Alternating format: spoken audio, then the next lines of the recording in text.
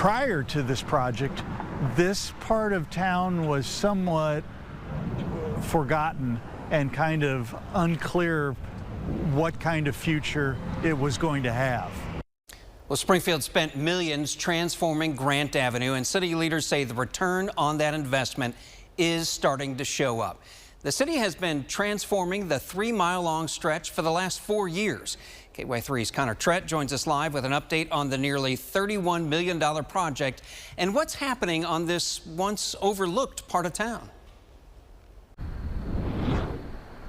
Yeah, Paul, the city really had two main goals going into this project. The first was to create a more walkable corridor between downtown Springfield and the wonders of wildlife. The second was to spur on more investment and development in and around Grant Avenue.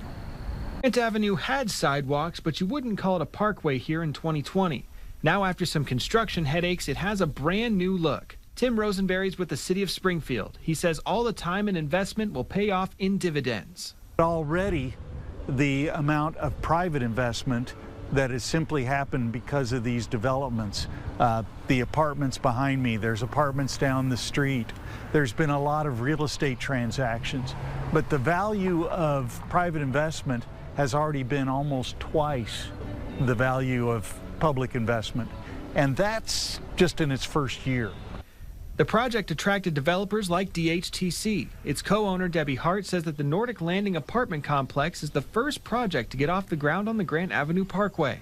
We were looking for a development property in Springfield. So we thought, well, maybe that could be a place that would make some sense given the investment the city was going to do with the federal dollars into the Grant Avenue project.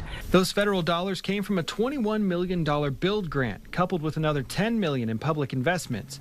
Hart believes that more people are seeing the first wave of developments and thinking Grant Avenue is a good place to invest. Retail and restaurants follow rooftops. So as we can get more housing density in that area, I think that you're going to start seeing more commercial development. And the city has statistics to back up that claim. At least 66 properties along this corridor have changed ownership since when this project was first announced. The city has issued 22 building permits along the corridor, and 10 of those building permits are for renovations of properties on the north side of Grand. Now, Tim Rosenberry added that he hopes that the Grand Avenue Parkway will continue to change and evolve with the city.